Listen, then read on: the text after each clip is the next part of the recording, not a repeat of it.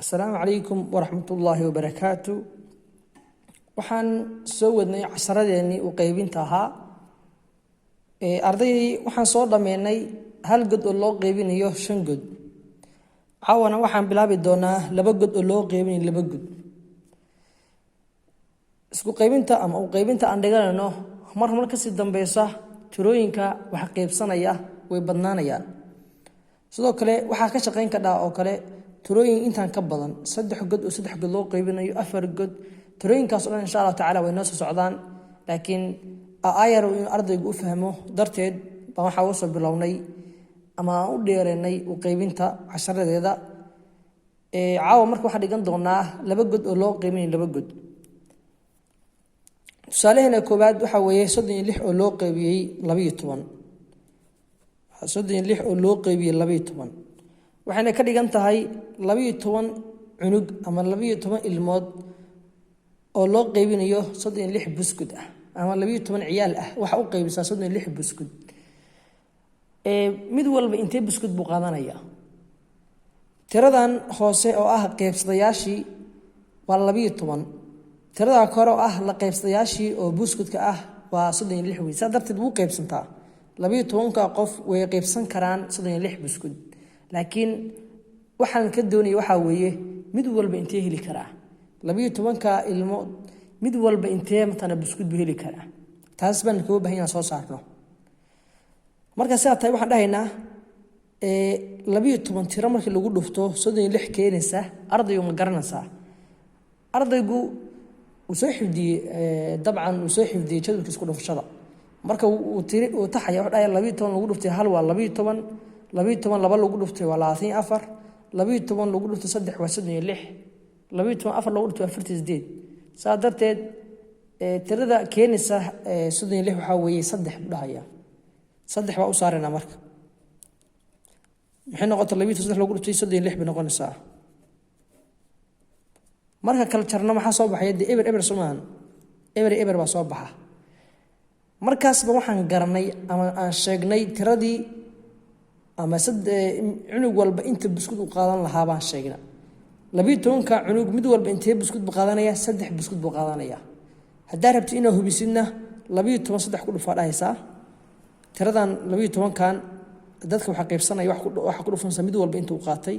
12 lagu dhufto 3 baa dhahaysa sa u hubisid weeye checking-ki weeye 3 laba lagu dhufto intee weeye waa 6 3 hal lagu dhuftana waa 3 weeye 36 weeye gudahana 36 ku jidhay jawaabtu sax bay noqonaysaa. halka waxa noo taala 45 loo qaybiyay 15 isla intii bay ka dhigan tahay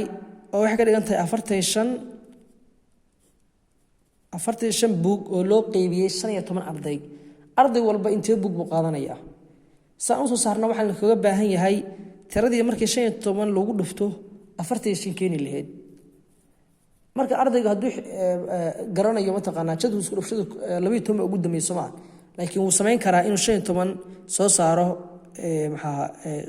isku dhufashadeeda tirooyinka mataqaanaa markii wax lagu dhufto tirooyinka soo baxaya 15 lagu dhuftay hal oo kala haduu dhaho hal shan lagu dhuftay waa 5 dhahaya hal lagu dhuftay hal hal hadii wax wuxuu kama bedelayo markaas wuxuu bilaabayaa 2 15 laba lagu dhuftay intee weeye 2 5 lagu dhuftay waa 10 eberka qor hal baa wata 2 hal lagu dhuftay waa 2 hal ku dar waa 3 soddon bay noqotay tan uma dhawaba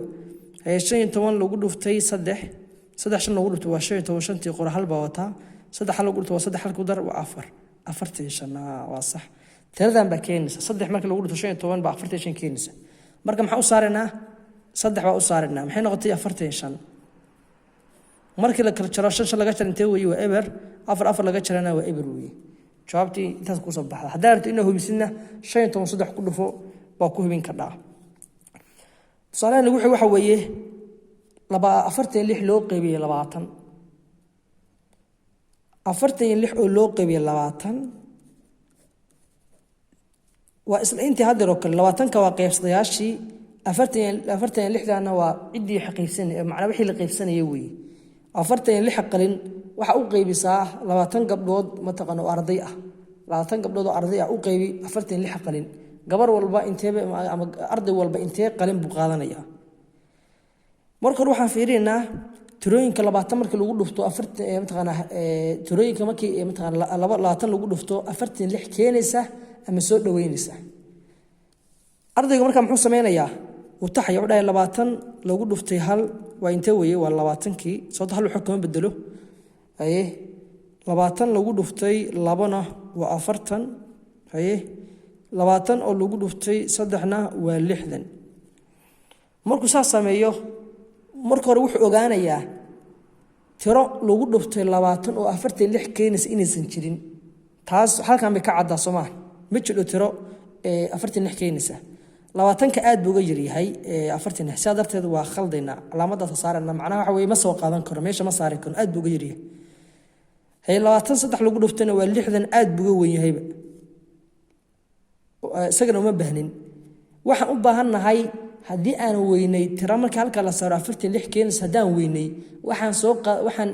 u fiirinaa ama aan halkan saari doona tirada marka 20 lagu dhufto 46 soo dhaweynaysa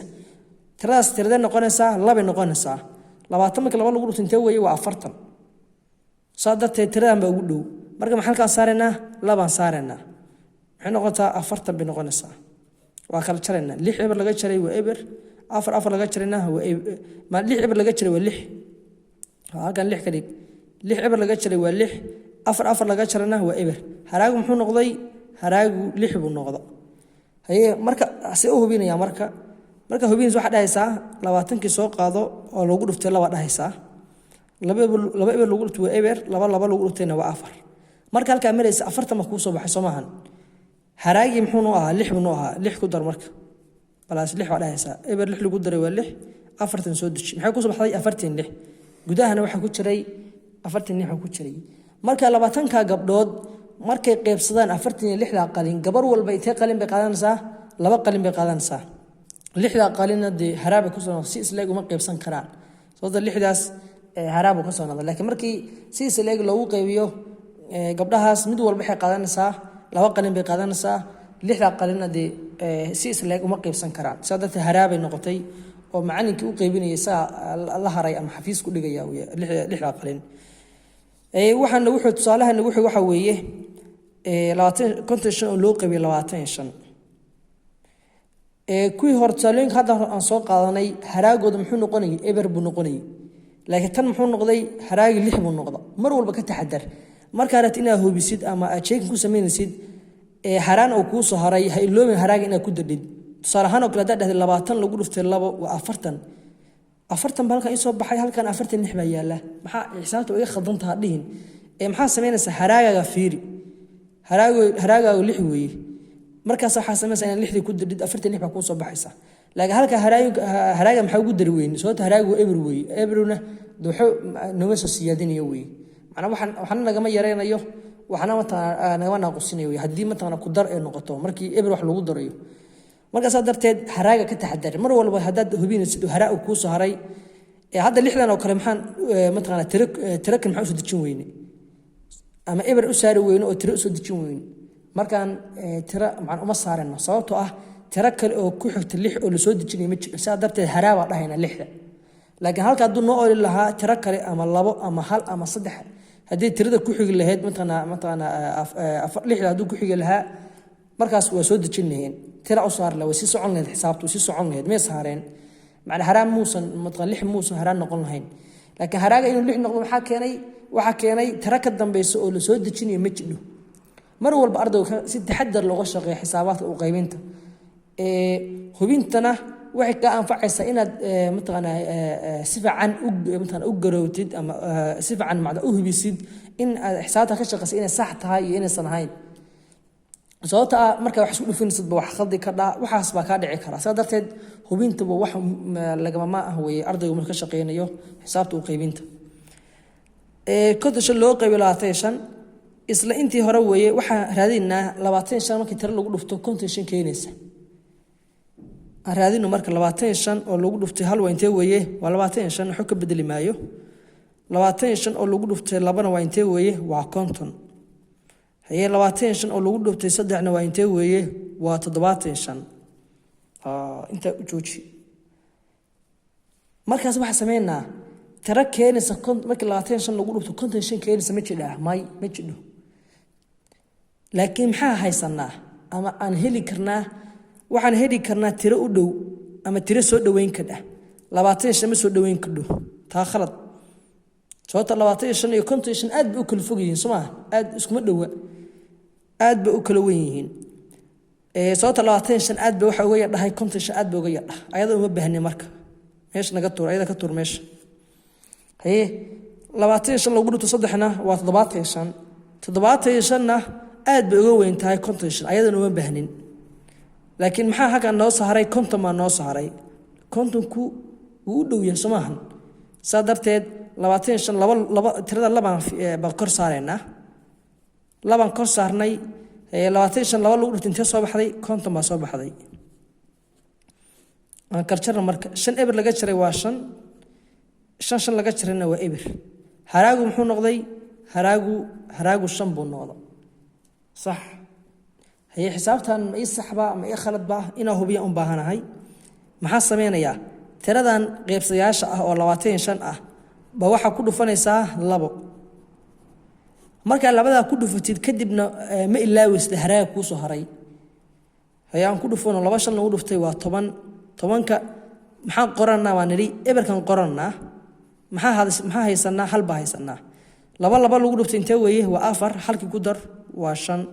maxay soo baxday 50 bay soo baxday